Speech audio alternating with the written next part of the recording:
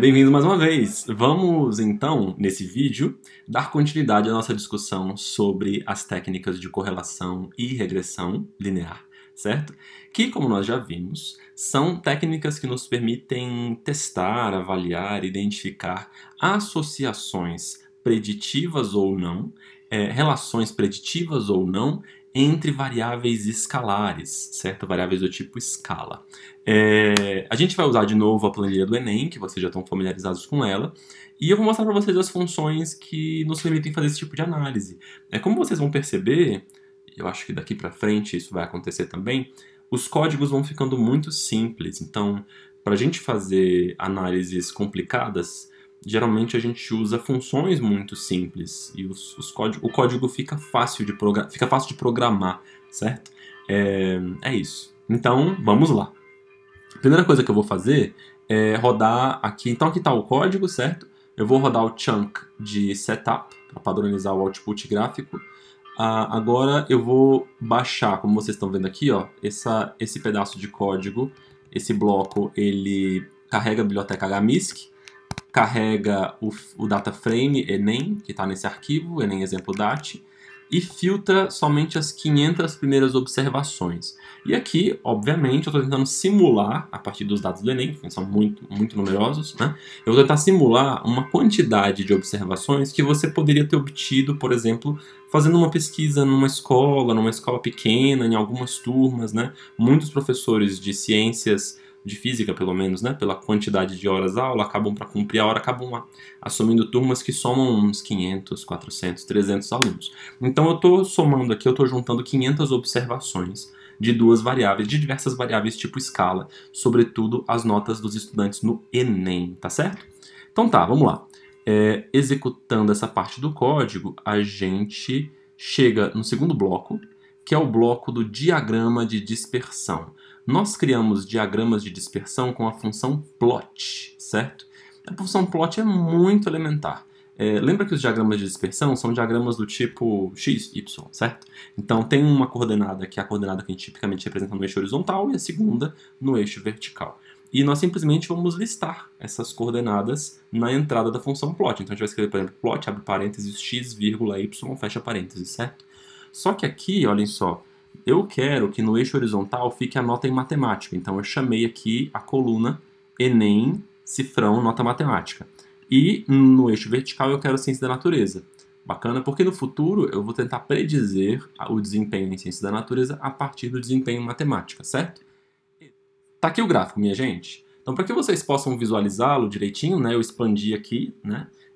E vocês podem ver que essa aqui é a nuvem de pontos, né? É aquela mesma nuvem de pontos que vocês viram no livro de vocês. No eixo horizontal tá a nota matemática, no eixo vertical tá a nota ciência da natureza. Aqui você pode ler pelas escalas qual é a leitura de cada ponto, né? Identificar cada ponto. Esses daqui são os estudantes de alto desempenho, né? E aqui tem uma grande massa de estudantes medianos ou de baixo desempenho, aqui mais perto dos 400, de 400 a 500 pontos. E é isso, né? E toda a discussão que a gente fez, a possibilidade de ajustar uma reta a essa nuvem de pontos, as variações individuais, tudo pode ser feito a partir daqui. É importante vocês saberem que é possível nós editarmos os gráficos. Eu não vou discutir a edição dos gráficos aqui com vocês, né? Mas a gente pode, por exemplo, acrescentar títulos aos gráficos, mudar os nomes dos eixos, mudar as escalas, mudar cores, mudar padrões. Vocês fazem o que vocês quiserem com os gráficos, na verdade. E a fórmula, para vocês saberem, a propósito, né, o método mais avançado para vocês produzirem gráficos que sejam interessantes, assim, que tenham um padrão de publicação, uma publicação internacional, certo? Uma publicação bacana, né? Uma publicação interessante. Geralmente o método emprega funções da biblioteca ggplot ou ggplot2, certo? Eu não vou discutir isso aqui. Vocês podem, se vocês quiserem, mas depois de bastante tempo, quando vocês estiverem mais à vontade com a codificação, eu recomendo que vocês digitem ggplot, soluções, opções, templates, certo? No Google, e vocês vão ver códigos prontos para geração de gráficos. Quando vocês tiverem um pouquinho de familiaridade com o código, a linguagem de programação do R, vocês vão poder usar esses códigos prontos com muita naturalidade. E no fim das contas é relativamente simples vocês produzirem gráficos de alto padrão. Só que demanda um pouquinho de intuição, de programação, né? E demanda vocês encontrarem esses templates, né? E adaptarem os templates que estão prontos na internet para os propósitos de vocês, tá certo? Se vocês em algum momento daqui para frente tiverem, sobretudo durante esse curso, estiverem finalizando alguma análise e gerando algum gráfico, não deixem de me procurar, certo? Para que a gente possa garantir que os gráficos de vocês tenham qualidade para publicação. Por enquanto, nós utilizaremos os gráficos da função, utilizaremos a função plot do pacote de base, que é a função que produz gráficos mais rudimentares ou simples, tá certo? Mas eles vão ser o suficiente para a gente fazer a discussão estatística que nós precisamos fazer por enquanto, tá bom? Vamos continuar então.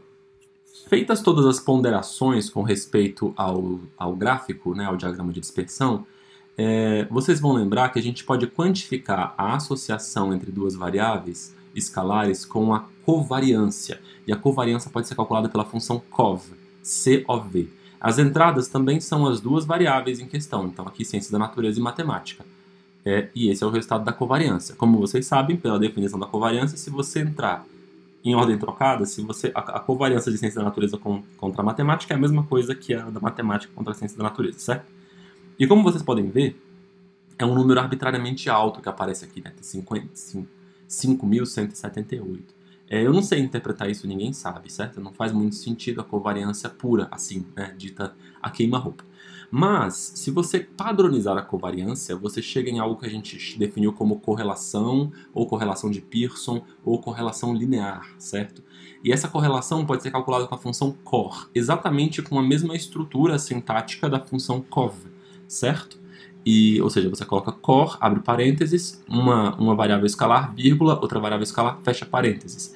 Executando, nós obtivemos aqui uma correlação de 0,62. Essa a gente consegue interpretar. Por que nós conseguimos interpretar? Porque a correlação, como nós sabemos, é uma estatística que está sempre limitada ao intervalo de -1 a 1. Então, se ela vale 0,62, eu sei de partida que ela é positiva, portanto, essas variáveis tendem a flutuar na mesma direção. Então, quando a nota em matemática tende a estar acima da média, a nota em ciência da natureza também tende a estar acima da média, certo? E, ao mesmo tempo, nós sabemos que essa associação é da ordem de 60 em 100, certo? 60 partes em 100. Então, ela é uma associação que não é tão pequena assim, ela provavelmente não será desprezível dada a quantidade de observações. Mas isso a gente ainda vai verificar fazendo alguns testes. O que eu queria destacar para vocês é o seguinte: em algumas situações nós temos diversas variáveis escalares, como aqui nós temos na nossa planilha, né? Das colunas de 4 a 8, que são as colunas que estão destacadas aqui, nós temos as variáveis de notas de ciência da natureza, matemática, todas elas, certo? São 5 notas no total no Enem. Se você alimentar a função cor com um pedaço de um data frame, com diversas colunas, certo? Colunas que armazenem variáveis escalares, a função cor vai gerar uma coisa chamada matriz de correlações. Eu vou mostrar para vocês o que ela é. Isso é uma matriz de correlações. A matriz de correlações é uma maneira de você representar todas as correlações possíveis entre todos os pares de um conjunto de variáveis escalares. Então você coloca as variáveis aqui nas linhas, as mesmas variáveis nas colunas e faz o cruzamento de todas elas. Nos cruzamentos estão as correlações. Na diagonal principal tem um monte de 1, certo? Porque na diagonal principal está a correlação de uma variável com ela mesma, que obviamente é uma correlação perfeita, né? Fora da diagonal principal você tem as correlações que realmente te interessam observar.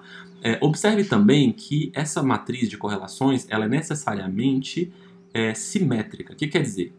Que essa correlação aqui é igual a essa aqui é igual a essa aqui, certo? Essa outra aqui é igual a essa outra aqui. Por quê?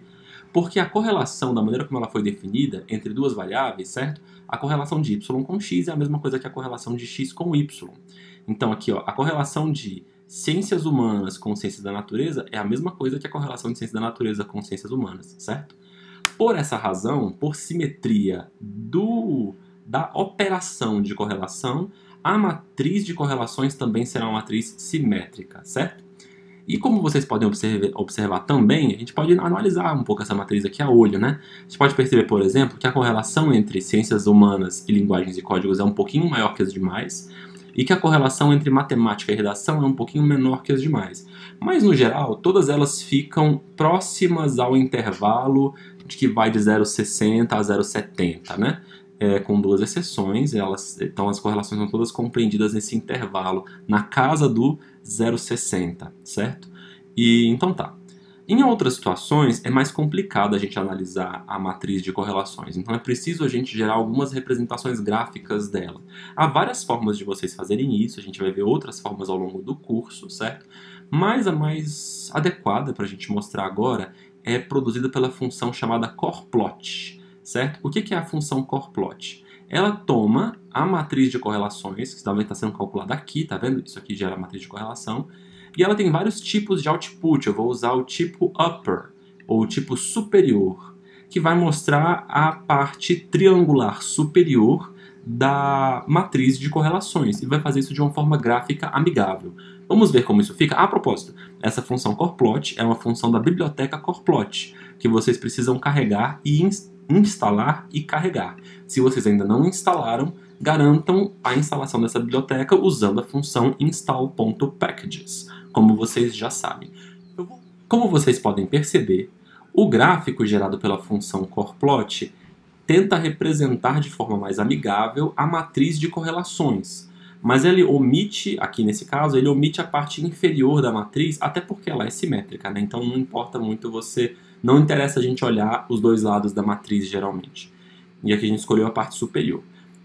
O que mais ele faz? Ele coloca aqui, ó, nas linhas as variáveis que são dessas linhas e nas colunas também as respectivas variáveis. Do lado direito tem uma legenda, certo? Que mostra o significado ou o valor de cada cor.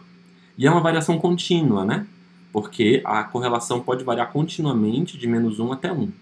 Quando ela for positiva, ela é azul. Quando ela for negativa, ela é vermelha. Quando ela for perto de 0, ela é branca, certo?